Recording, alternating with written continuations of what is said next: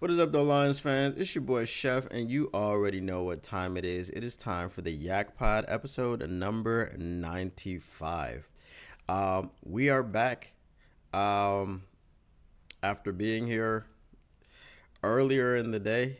Well, not here exactly. I was on the morning show with Will Rock on the Rocked On Podcast Syndicate, and we were talking about the training camp, or not training camp, but mandatory minicamp, the wrap up, and things of that nature. Now, when we talk about this wrap up, first and foremost, we're not going to talk specifically about the wrap up. We're going to talk about a few things, namely, Terrion Arnold. Justifan says, "What are you yakking about now?"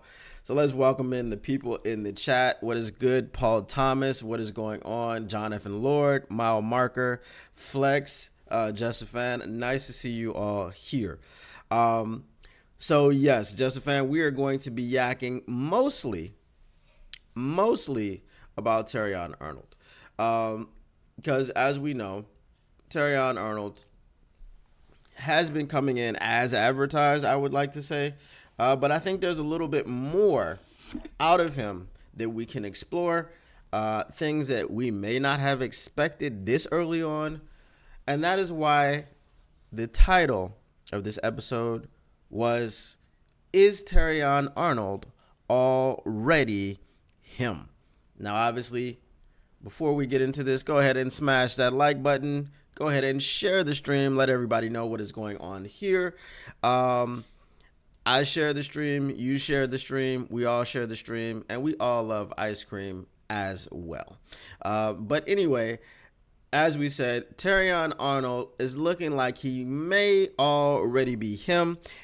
And it is a little bit presumptuous. It's a little bit early to say that Terrion Arnold is already him because, well, they haven't even had pads on yet.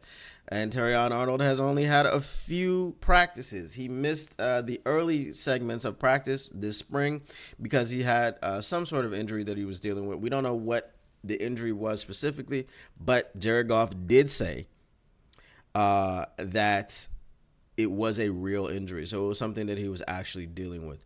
Now, here's the thing about Terrion Arnold. When Terrion was drafted, Paul Thomas says Terrion is a star. Yes. When Terrion was drafted, he told us he was a star.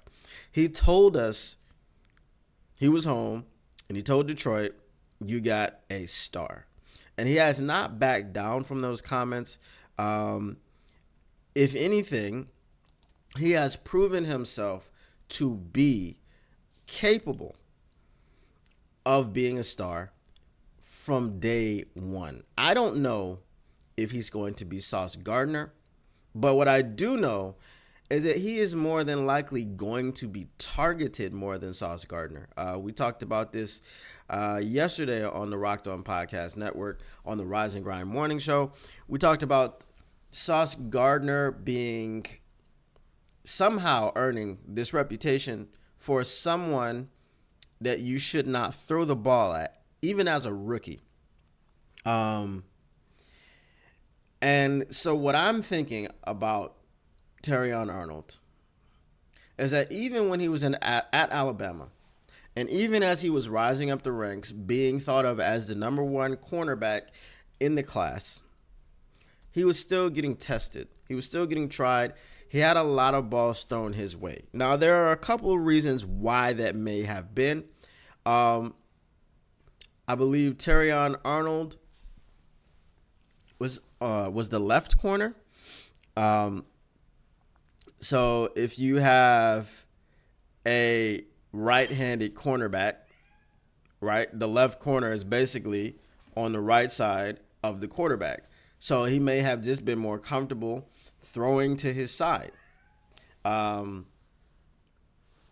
way, I mean, if you're a quarterback, you're facing the field, so you can throw left, you can throw right. It doesn't really matter. But that was something that was brought up before, that maybe it was just the comfort of throwing to that same side. And then the other thing was, were they that afraid of Kool-Aid McKinstry? So Kool-Aid McKinstry, I don't even remember where he was drafted. Does anybody remember where Kool-Aid was drafted? Anybody in the chat? Because I know Nate Wiggins went to the Ravens, and I know Kool-Aid was mocked to the Ravens. But let me know if anybody remembers where Kool-Aid was drafted to. He was drafted round 2, yeah, for sure. No,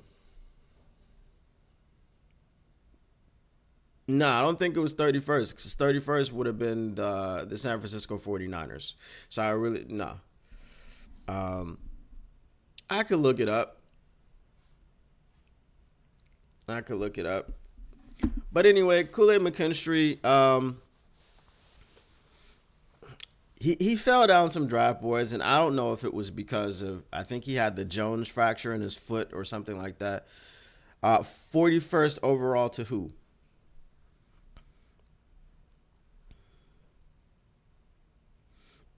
Yeah, I keep giving me numbers in early rounds, but what is the team? Who is the team that drafted Kool-Aid McKinstry? Who drafted Kool-Aid McKinstry 41st overall? The Saints. Okay, yes, I remember he went to the Saints. Did they get a steal? I'm not sure. Is he going to be better than Terrion Arnold as a pro? Probably not. But for whatever reason, Kool-Aid McKinstry had this kind of aura about him, and he had this this kind of reputation that he was a guy that you didn't want to throw at. Even though I think athletically Terrion is more gifted, and Terrion is a much more versatile player. I mean, he was recruited to Alabama as a 5-star safety. So that's another thing that we should keep in mind when we are looking at all of these sub packages and all these things that we can throw out and be mismatched with the offense on the other side, or cause mismatches, I should say, for the offense on the other side of the football.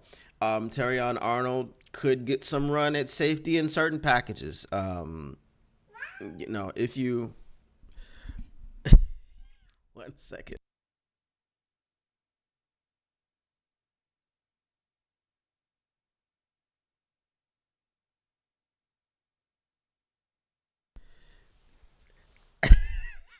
As you can see, I'm talking to my cat. Um, he decided to come back here and be a bit noisy, meowing at the window because he wants to go outside. But anyway, so Kool-Aid McKinstry, like I said, he was he had that number one swag. He was number one, and he was just the guy that was at that position that I guess teams just didn't want to throw at. So they tested Terrion a lot, and Terrion was always stepping up to the plate.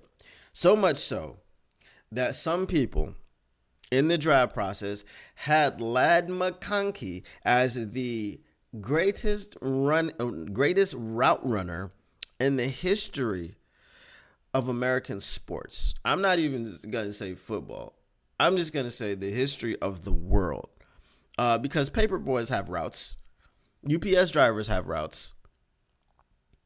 Ladd McConkey is better than all of them. He runs his routes to perfection, apparently.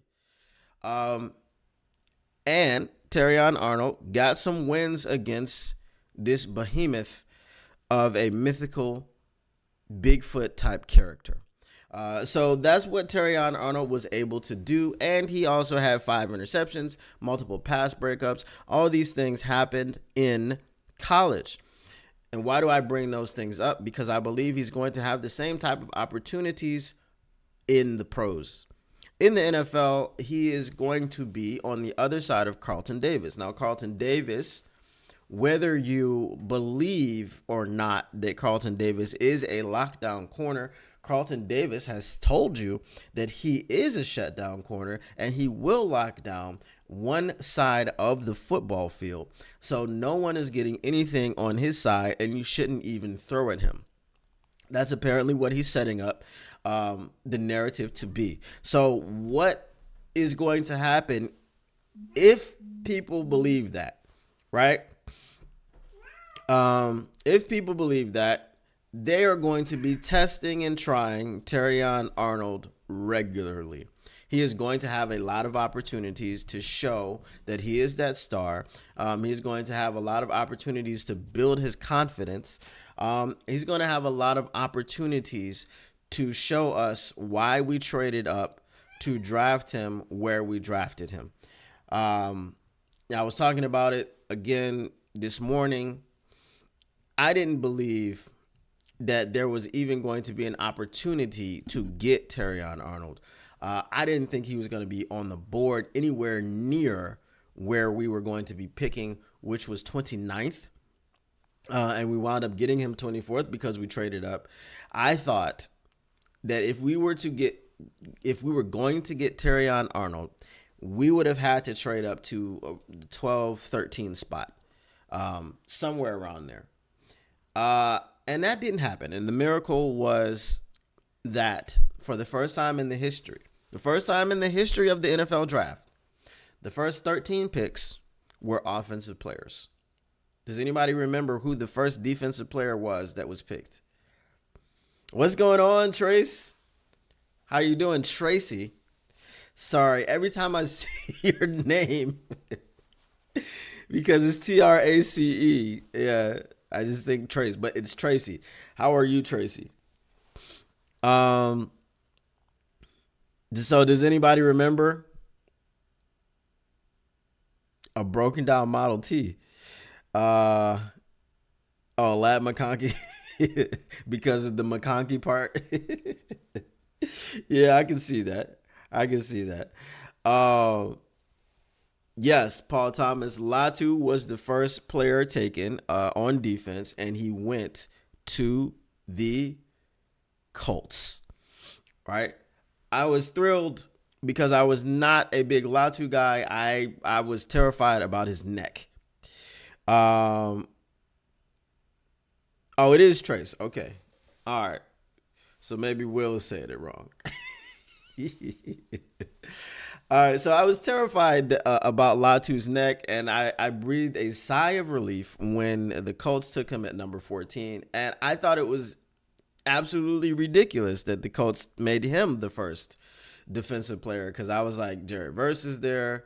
Obviously, you guys know how I feel about Jared Verse. I don't even want to get back into that. But Jared Verse was there, and Dallas Turner was there, and they picked Latu. And I was surprised, but again, I was happy because he wasn't lingering.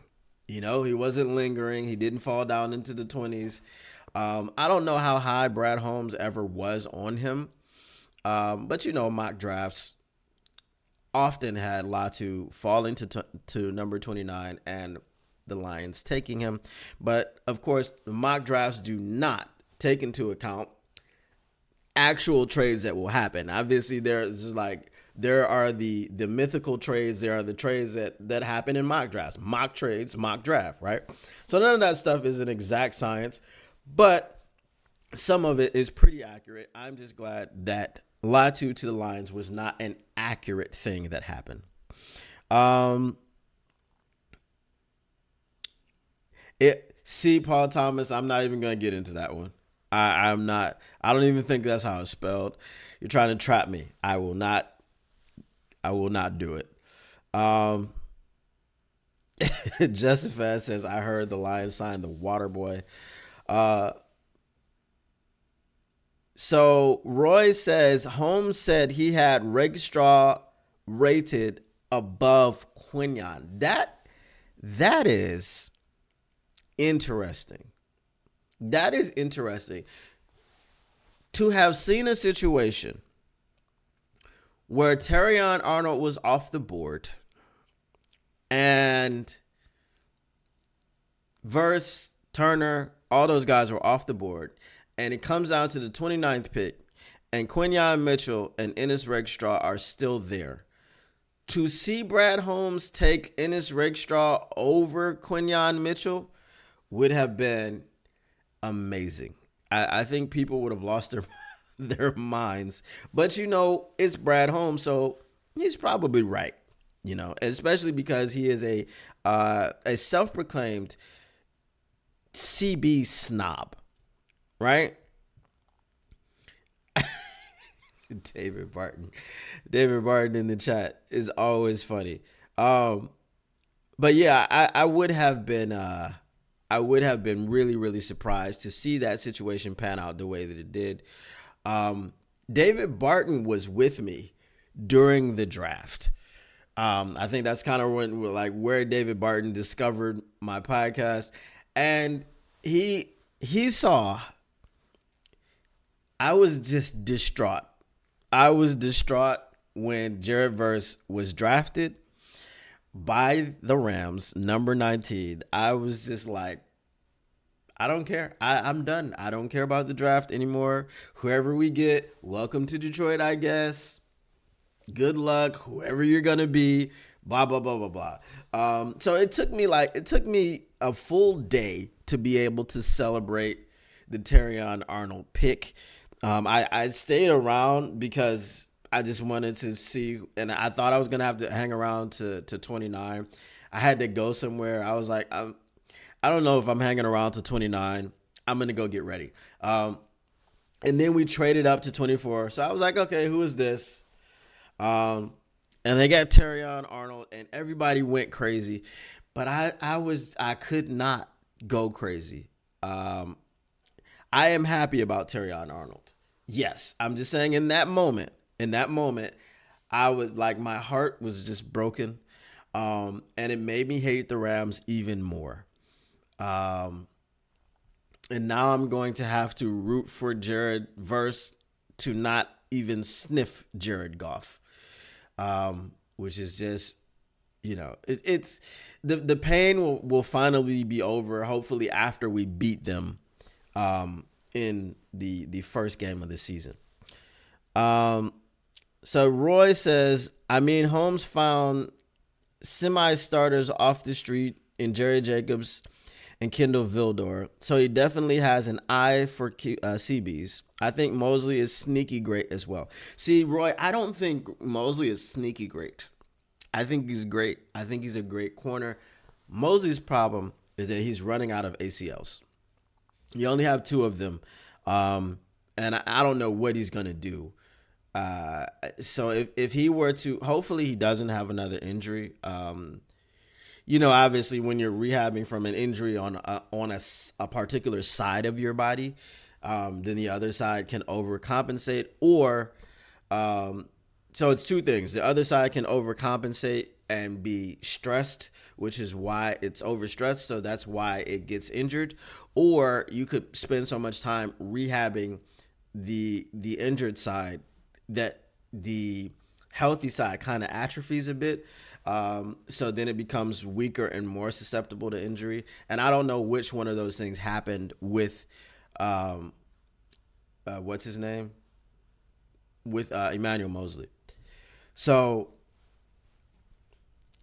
going through and he did have like setbacks and things of that nature.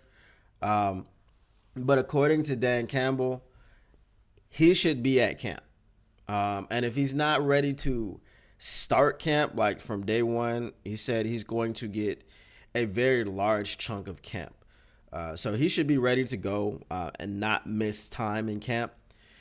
And like I said, if he does miss time, it'll be very, very minimal time that he misses. But yes, it's hard to run backwards with injured and replace ACLs. But the good thing about the days that we're in today is that all that stuff is a lot easier. The technology, the science, all that stuff is much better. The medicine, the techniques, like it's so much better. Remember when an ACL used to be like career threatening, right? It used to be a career threatening injury. That's no longer what we're dealing with. So I'm not too worried about Mosley. If he hops in and he gets back to what he was before, that's going to be a plus for us. If he hops in and has another one of those injuries, it's probably time for him to hang it up, and we won't have to wonder if he's going to be on the roster again next year. But hopefully he does come back and outplay his contract, because because I think he was signed for the veterans minimum. So hopefully he comes back and he's a stud like he was before he got injured the first time. And Brad Holmes just looks like an evil genius once again, which is not hard for him to do. It's very common for Brad Holmes to look like the evil genius. That is why he is the villain that we all love to love. And the other teams in the NFC North and the other teams around the league love to hate him. So Terion Arnold, I've got a few things from Terrion Arnold. He got interviewed by someone from 97.1 The Ticket, and they talked about that today. So we'll go through some of the points that they have. They said most rookies are taken aback by the speed of the NFL, even in their first few practices. Not Terrion Arnold. Terrion Arnold says, nah, I came from Alabama, so practice was fast then. The new cornerback for the Lions was on the hip of the team's best receiver in several team drills Wednesday, going one-on-one with Amon-Ra St. Brown. So a few things that I have there. Obviously,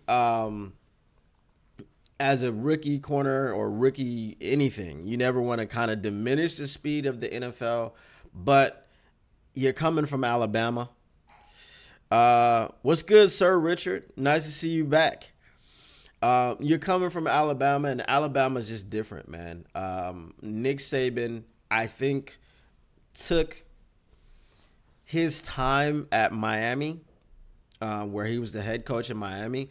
I think he took what he was seeing in the NFL and just kind of made that part of his process when he went back to college. So I believe that that's one of the reasons why they're always so prepared. They're more pro ready coming out of Alabama, I think, collectively than any other university in America. And that's what I would believe, and that's what I would say.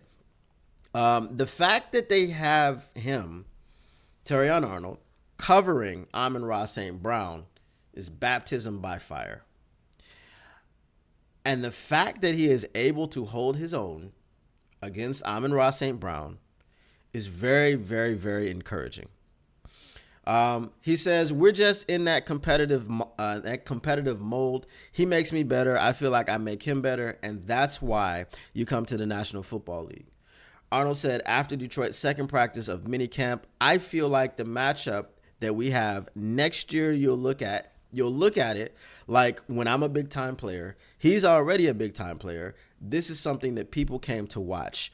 We're getting after it and going to work. All business, man. And again, Terrion Arnold is someone who I never want to see give up a pass. I never want to see him give up a touchdown.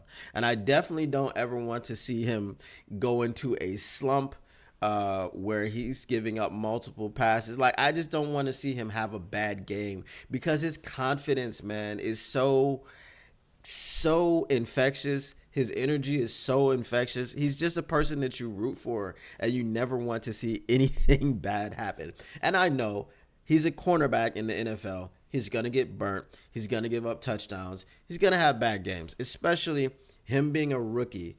And as I said, to be slated to be targeted quite often. It's inevitable, but you just don't want to see it. But when it happens, the confidence that the kid has, I don't think it will shake his confidence at all, and I think he'll just bounce right back. So I don't think he is someone that we have to worry about in terms of those things. See what we have in the chat. Arnold has banjo knees. What are banjo knees? Yeah, Billy Sims was career ender in 1984. Yeah, I mean, in 1984, I was 2 years old. So that shows you how far we've come and how great that the medicine is today. Yeah, it means he's better be there. Great to hear. Okay. Come from Alabama with a banjo on my knee. Okay, I got it. I got you. Terrion doing a good job against Amon Ra is a dead giveaway. The dude could be an all-time great or at least a Pro Bowler. Um, I would say I would change that, Roy, and I would say an all pro because a Pro Bowler means nothing these days. Um, so yeah, he's on Amon Ra. They had a few other things to say about it. When he was asked how winning reps against Amon Ra St. Brown made him feel and did it do anything for his confidence, he said, "No, it don't do nothing to me. I know I'm a big time player. I just go out there and try to win the next rep. You got to have an even keel mindset, especially playing cornerback." Why is this guy so mature? I'm going to point to I'm going to point to the exact moment when we expected this level of maturity from the rookie. Did you guys see the video of him being 8 years old? Super duper hungry, almost in tears, talking about how bad he wanted to be great, how much he wanted it. He was 8 years old, I believe. Right? He was 8 years old and he wanted it so bad. I have two sons, and my oldest son wanted to be a basketball player. And I think around 8 or 9 years old is when I started taking him out really, really early in the morning to practice with him. And he was consistent. He was consistent, but it just never continued after a certain point. The consistency wasn't there. Terrion Arnold has been consistent since he was 8 years old. That is crazy. What is he, 21 now? Okay, so we're talking about 13 years of consistency. That takes a level of maturity. That takes a support system. That takes reassurance in yourself.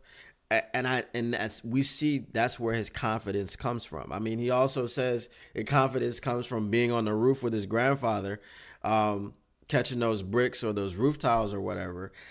Because you don't want to fall off of a roof, So having the confidence to just get up there and do that, as a teenager and things of this nature. I mean, he's just different, man. He's built different. That's why I said, is he already him? I think the sky is the limit for him. Like we said, all-time great, all pro, just consistently great, consistent excellence, I think is what we can expect from this kid. So we hope that he stays healthy. We hope that he stays positive. I mean, I don't really see him not being positive, but like I said, the sky is the limit for Terrion. So that was what he was talking about when it came to him going up against Amon-Ra St. Brown. Now, eventually, Goff and Amon-Ra hooked up for, a touchdown and things of that nature. Amon-Ra was able to get him on a curl route and come back. But, that happens. That happens. It's the NFL. It's a surety that you're going to get burnt unless your name is Deion Sanders. Now, another thing that they had in this article about this secondary, they talked about Carlton Davis being there and these additions. And here is a crazy, crazy stat. In 3 playoff games last season, Detroit allowed opposing quarterbacks to throw for 934 yards and 6 touchdowns. That's crazy. That is crazy. And we won 2 of those games. Right? So basically, quarterbacks were putting up 300 plus yards every game, about 310.5, right? About 310 and a half yards every single game against the Detroit Lions. It was maybe what? Nah, not 310. About 311. 311.3. 311.3333. Okay, so I'm just trying to get it down to the closest thing that I can get that I can get to. So about 311.333333 yards in all three of our playoff games. Detroit surrendered the most air yards in the NFL in the regular season. The most air yards in the NFL in the regular season. That is crazy for us. And this is why we're expecting the Super Bowl. You've surrendered all of these yards in the playoffs. You surrendered all of these yards in the air in the regular season, and you still were 1.5 away from the Super Bowl. That defense has, for all intents and purposes, been fixed in one offseason. We're talking about the defensive line, which was a problem, the secondary, which was a problem. Both of those areas got addressed, and I believe while the linebacking core was not a problem last season, I believe it's going to get even better. You have the emergence of Jack Campbell. Jack Campbell has looked good in these OTAs and minicamp practices. People have been raving about what they're seeing from Jack Campbell. Derek Barnes obviously going to continue to step up. No more falling asleep, closing your eyes, and nodding off when you are rushing a passer, especially when you have him lined up dead to rights for a safety. No more of that. I don't think that's going to happen again. I think he learned from that mistake. So the position that this defense is in after giving up do you guys remember giving up 200 yards to Justin Jefferson, 200 yards to CeeDee Lamb, big play to Brandon Ayuk and things of this nature. I don't think that is where we are headed this season. Ranting Q, what is up? Nice to see you here. So Ranting Q says, what's up, peeps? Longtime Lion fan, new subscriber. We are loaded now. I'm not blaming Sutton because he was locked down the first half. Vildor did the same, but Sutton was hurt earlier that year. So I agree with you on Sutton, and it's hard to defend Sutton, especially since he started choking people. But I agree that Sutton was playing pretty well in the first half of the season. I would say the first 12 games of the season, you didn't hear a lot of his name. Even in the first Tampa Bay Buccaneers game, he did pretty well against Mike Evans. Tampa Bay scored 6 points that game.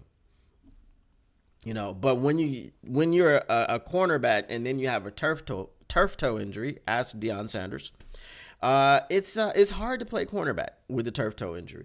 And you could see that he was a step slow. He was kind of plodding out there. It just felt like he was just kind of lifting his foot and putting it down and lifting it and putting it down. So you could definitely tell that there was something off about him in the second half or the back end of that season. And I also say that Vildor played well. Vildor, again, and I'll keep saying this, anyone that has anything negative to say about Kendall Vildor, I will tell them that Kendall Vildor was not where he wasn't supposed to be there. That's not what he was brought here to do, right? He was a backup. And for some reason, injuries, poor play by other cornerbacks, he found himself in the starting role. I think we signed him off of the Bears practice squad, right? So you have a practice squad player that helped you pretty much, right? He helped you. He was part of the defense as a starter, so he helped you get to the NFC Championship game. And if the ball, if Ayuk hadn't caught that ball off of his face mask, it was going to be a penalty anyway. So, the yardage, the 5-yard line where Ayuk landed is around where they were going to be anyway, right? So I think, when someone says, when the ball popped off of his face mask and IU caught it, like it was deflating emotionally or whatever, the momentum, that's where they would have been anyway. So would it have been less deflating because it happened on a flag or a miracle catch? It's not deflating that it happens on a miracle catch when you realize that even if the catch hadn't happened, the flag was thrown. So I don't think that it was that big of a deal because what happened to Vildor, they'd have been in the same situation. So again, Kindle Vildor is not someone that you expect to see on the field, but I believe that based off of, and I covered this yesterday, based off of how these coaches can develop these players, and they do develop these players, like what's his name? Khalil Dorsey. And side note, if you haven't heard, Khalil Dorsey's injury is not believed to be serious. It is just an ankle injury. And to put it in Dan Campbell's words, he said, "Oh, it's just a little ankle."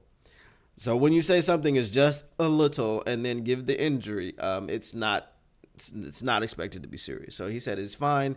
We got good news about him, and that was the update that he gave. So Khalil Dorsey will probably be able to continue his development in training camp for us. And Kindle Vildor, being out there, being with these coaches, yes, he will be developed as well. The Detroit Lions have an uncanny ability to develop players. So we're going now from the Quinn Trisha error, I like to say, the Quinn Trisha error, where they developed no one, right? Remember people like Miles Killebrew, who was drafted and he had all of the size and all of the stuff in the world, but he was just basically drafted to be a special teams player because that's where they put him.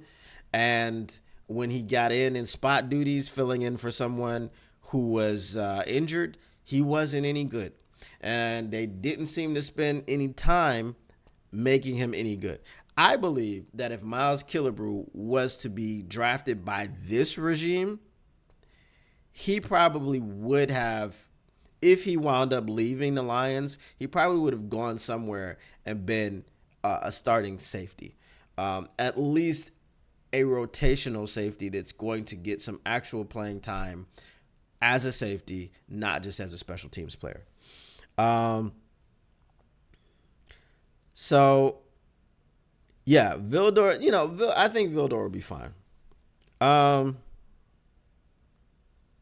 Yeah, Terrell Williams is he's cooking with gas, man. He's cooking with gas. And he's definitely going to help that defensive line. And just like he said yesterday, he's really, really liked Aleem McNeil from afar, and now he has the opportunity to coach him.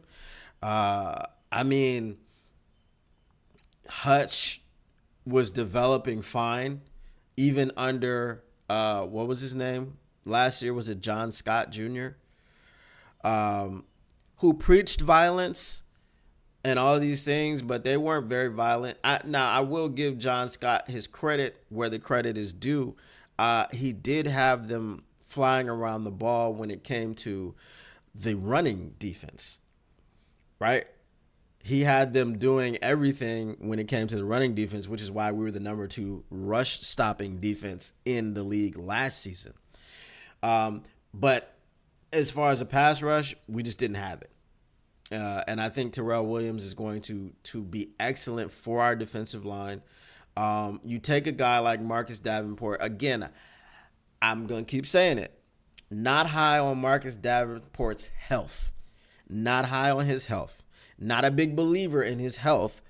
But if he does manage to stay healthy, is his potential, his ability as a pass rusher, his ability against the run, crazy ability. I mean, look at the season that he had, with the best season that he had with the Saints. He only played 11 games. He had 9 sacks. That is James Houston-X, or James Houston-esque. let's not forget about James Houston. Let's not forget about the problem. Having someone like Terrell Williams work with him. And I think James Houston is going to be bouncing between Terrell Williams and Shep. I think he's in both of those rooms. So I think that's it's just going to be excellent. The development and the coaching that these guys are going to receive, it's going to be outstanding. It's going to be outstanding. David Barton. David Barton is still the water boy, huh? Getting game balls from Dan Campbell. Terrell's going to have a field day. Yes, for sure. Just a fan retired as the towel boy. So now that's available for David Barton. All right. So another thing that I had, and the last thing from this article, Terrion Arnold says, we're reshaping the cornerback position, especially in Detroit. Arnold said, when asked about playing in tandem with Carlton Davis III, I feel like that's something that people considered a weakness, and now it's a strength. Even me being able to learn from somebody like that and go out there every day and play with someone like that, I'm very excited to do it. I feel like this season people are going to be in for a treat when we do what we do. And 100% agreement, man. You have to agree with Terrion about this because he is, again, Carlton Davis has said he is here to be a shutdown corner. He is going to lock down one side of the field. If that is to be true, and I know his grades, his coverage grades and all those things were not great last season, but in talking to some Bucs fans, I believe there was a scheme that had changed and they played less man coverage. They played more zone coverage. And AG has come out and said, man is what we want to play, because he wants to play a suffocating defense. You can't suffocate an offense by being 5 yards off of the ball. You can't suffocate an offense by giving them cushion, right? You can't suffocate an offense that way. But what you can do to suffocate an offense is to have a torrid pass rush and to have press coverage all across the board. And that's what AG wants to do. And that is why they got Carlton Davis, Amik Robertson, Terrion Arnold. Now, in his Rakestraw, he is a man cover corner. But one of the things that he had in college, he was a little bit handsy. So we have to see, again, all the confidence in the world for AG and Deshae Townsend to be able to develop him and to be able to teach him how not to use his hands so much while he's covering. Generally, as a former corner myself, generally usage of your hands means that you are not confident in your technique. So once he gets confident with his technique, I think the hands will be kind of more in the rearview mirror. Maya Marcus says his comments make me dream of some nice pairings and schemes and field awareness by the players. Yep, for sure. Terrion versus Amon-Ra and Carlton versus J-Mo is sweet, sweet music to my ears. Let the experience bring along the inexperience. 100% in agreement with you there, Roy.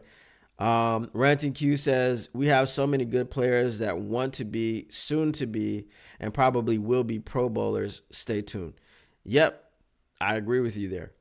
Robertson is going to be sneaky good. David Barton. Yep. And if you look at, if you follow Amik Robertson, man, look at, so inspirational. So inspirational. Follow him on Twitter, or X if you want to call it that. Obviously, we just call it Twitter, man. It's X is something that you have to get used to. So just go follow him and follow his social media. And he's just always just inspirational quotes, always, positive self-talk. And these are things that when you say them all the time, you believe them. So he's a 5'9" corner in the NFL. He cannot be short on, no pun intended, he cannot be short on confidence, right? So what's going on, Brandon Hallam? Nice to see you again. Now, Brandon Hallam, that's one thing that Dan Campbell did address yesterday when he was asked about the contract year bump. And he said, not with our guys. If that happens, then we got the wrong guys. But I don't believe that we do. Right? So he's talking about people going out on the contract year trying to earn deals and things like this, so they play extra hard. And he said that should be your mindset every single day. Every single season that you come in, you should be giving extra effort. You should be playing to your best potential. And it shouldn't have anything to do with your contract. So if you're one of those players, they got the wrong guy. But as he said, him and Brad have done a great job with identifying people, identifying characters, other than Cam Sutton and Isaiah Buggs. And, it happens, and they got rid of him. So you guys are ridiculous. So he says, Ranting Q says, I believe Jamo, Gibbs, St. Goff, and I'm rooting for Levi to be hungry too. Yeah, so Levi definitely is coming on. He's coming along. He's definitely coming along.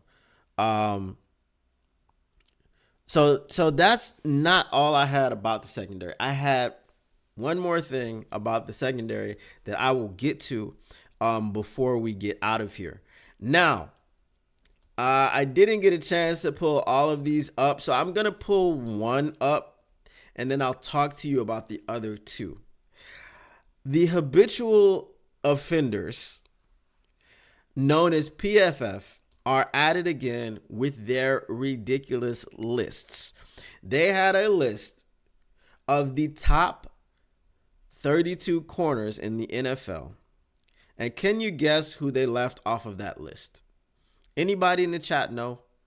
Who did they leave off of that list? I'll give you a hint. He's on the Lions. Go figure, right? Go figure that he's on the Lions and they left him off the list.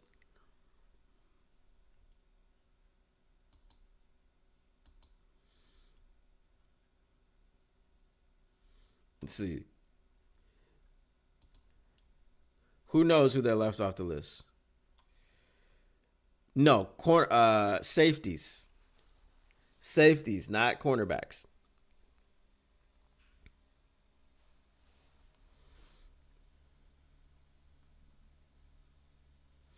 There's one who I can understand. It wasn't Iffy.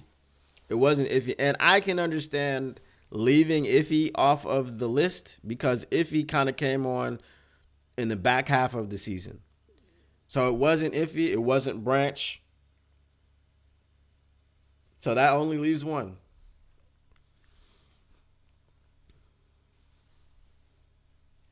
That leaves one, and that one is Kirby Joseph. They left Kirby Joseph off of the list. Now, some people may think that Kirby Joseph had a down year or something like that last season. Let's check this out. Kirby Joseph was left off the list. Now let's see what they actually had. We'll start off with their number 10 corner.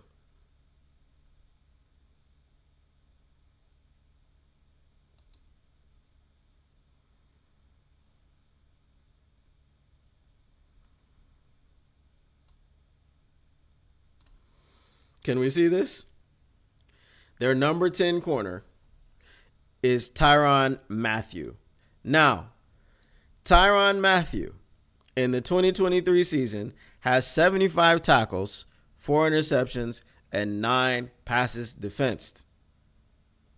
He is their 10th best 10th ranked safety.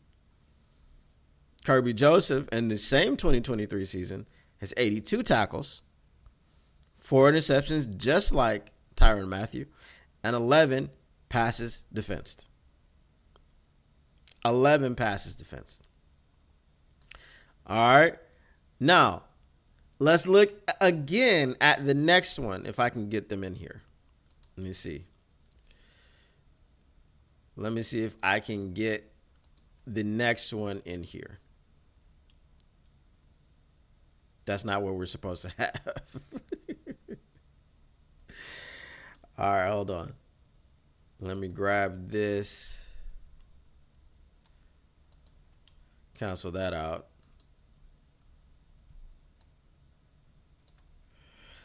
All right. So the next one that they have, can you guys still hear me, by the way? Let me know if you can still hear me in the chat. Because sometimes if I'm not in the scene, you can't hear me. So I just want to make sure that you can hear me. Yep, you can still. Okay, good. All right. The next one here is going to be Kirby Joseph versus Javon Holland. Kirby Joseph versus Javon Holland. Now we can see 74 tackles, 1 interception, 4 passes defense. 4 passes defense. And he is the 6th ranked safety. He is the 6th ranked safety. 4 passes defensed, 1 interception. So Kirby Joseph has 8 more tackles, 3 more interceptions, and 7 more passes defensed. And he is somehow behind Javon Holland. Now, does anyone want to take a guess at who the number one or not? I don't even think it's the number one. I think he's number 2. He might be number 1. I think maybe. I have to check it. Does anybody want to take a guess? Mom Marker says, now that's obtuse. Yes, it is. Who is their number 1 safety or number 2? Let me pull it up because I'm saying number 1 or number 2. I'll pull it up on my end just to be accurate with what I'm saying. We like to be accurate, right? We don't like to be inaccurate. So let me pull this up on my end. Let's see. Number 2. Yes. Who do you think the number 2 safety is? Roy, you are correct. It is Kyle Hamilton. All right. Now let's go ahead and grab in here. I'll just put it over myself. Let's grab an image. And we are going to see what Kyle Hamilton's stats are. Are we ready?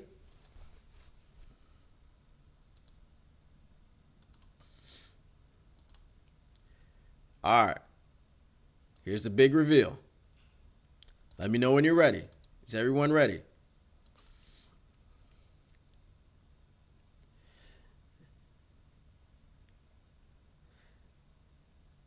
All right.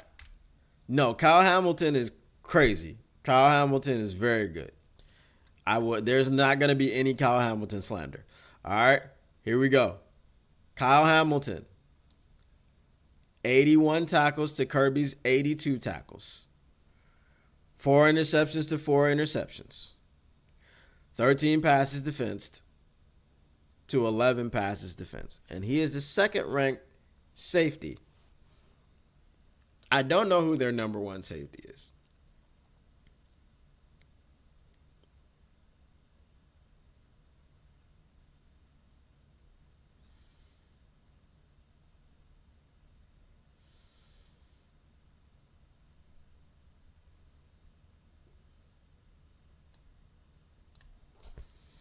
So this is what we're doing. This is what we're doing here.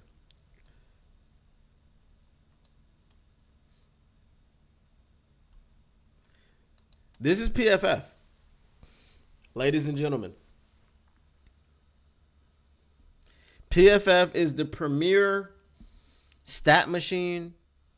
It's where everybody wants to go. If you want to sound like a smart fan, you go to PFF and you rattle off all their stats and all their crazy metrics and things of this nature.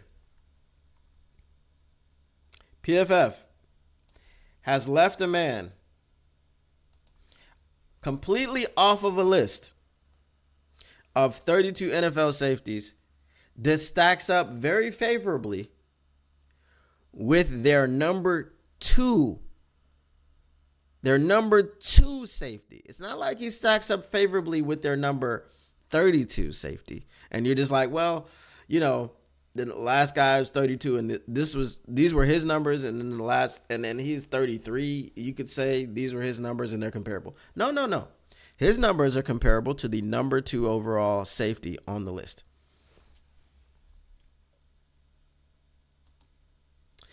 PFF, I don't understand. I think pretty soon here, what we're going to do, I'm just going to call for a boycott of PFF. I'm just going to you can't. PFF is going. It's like a novelty place, right? It's a place where you go and you get your comedy. It's a place where you go and you get your memes, and you go, oh, look at this crazy, zany, wacky list again. Oh, there goes PFF being cheeky. You know, like you can't be serious, PFF. You can't be serious. Are they serious? Mile Marcus says, wow, I wouldn't have guessed that. Very sweet. Roy says PFF is fundamentally flawed. They are. Mile Marcus says, I know one of the guys at Roar of the Lions UK has been crazy for Joseph from the get-go. PFF is the sound you make when you read their rankings. That is a good one. Ryan Q says, I thought he was equal to Hamilton. I mean, he's pretty much equal. One more tackle, equal interceptions, 2 fewer pass breakups. PFF is the ESPN of sports. They do a quick drive-by. You mean the ESPN of football, right? So PFF does clickbaiting. Yes, they certainly do. Personalized flannel facts. Pretty much. I don't listen to them. They don't know my team. They don't know a lot of teams. Paul Thomas says they do a drive-by, chef, like an accident. Oh, that's too bad, and keep driving. Okay, yeah, that's a good one. PFF can't take scheme into account by nature. It's trying to make objectivity out of circumstantial, subjective material fundamentally flawed. So, Roy, I don't know if you heard Trevor Sikkema's. I don't know if you heard his trying to explain himself about why he put Jared Goff at number 16. Did you hear that? Pretty faulty facts. Yes, I would agree. They're very, very faulty. So for anyone that didn't hear about Trevor Sikkema trying to explain himself, he said that Jared Goff was number 16 because he doesn't operate outside of the framework of the offense like other quarterbacks do. And then he talked about a stat, which admittedly PFF has made this stat up. And that stat is called big time throws. Now, he gave a definition of what big time throws were. Basically, it was throws downfield into tight windows. And then he turned around and said, now this was all out of his mouth. If you want to see where he said this, it was, I think, last week. He was on the Woodward Heavyweights. Shout out Easy. Shout out Spin Mo Rack. Shout out the people over at Woodward.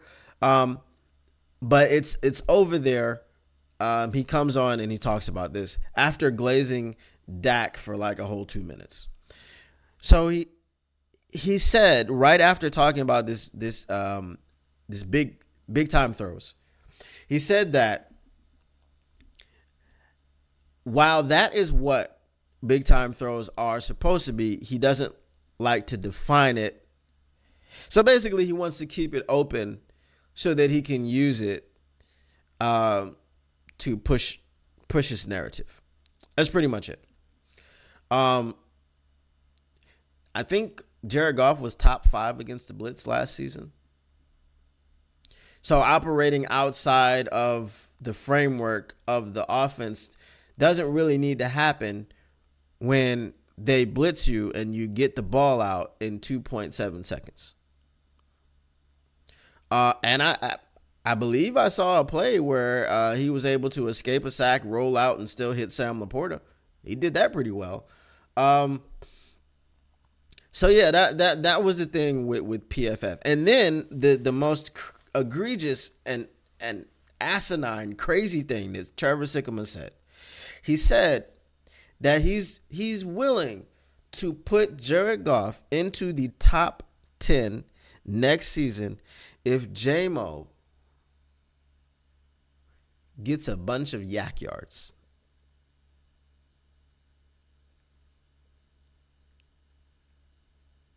If J-Mo gets a bunch of YAK yards, that is somehow. Now, he didn't say Jared Goff throws the ball 30 yards down the field, hits J-Mo in stride, and he picks up an extra 20 each time. No. That would have made some sense. He said if J-Mo was taking like little 2 5-yard passes and taking them like to the house. This is when Trevor Sikkema is willing to put Jared Goff in the top 10 of quarterbacks.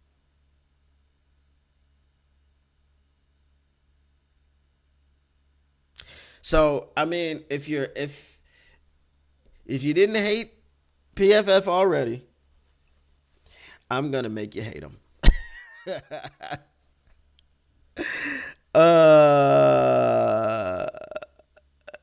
Yeah, I mean, that's Roy, that's all he was doing on the heavyweights as well. He was just contradicting himself. And the biggest thing that they contradict themselves with is the whole Jordan Love narrative about how basically the first 9 games of the season didn't matter. If he's the guy that we saw in the last 8 games of the season and that one playoff game, he's going to be a superstar. But then when you talk about quarterbacks like Jared Goff, you're still holding like his rookie season with Jeff Fisher against him. Right? You're not accounting for the fact that when he came to Detroit, he was a different quarterback than who he is now. You're not doing that. So we're talking about years of evidence of the development of Jared Goff. I mean, why did Jared Goff just get a $55 million a year contract? If he was no good, if he was middle of the pack, number 16, he wouldn't have gotten that contract. Look what they did with Jordan Love.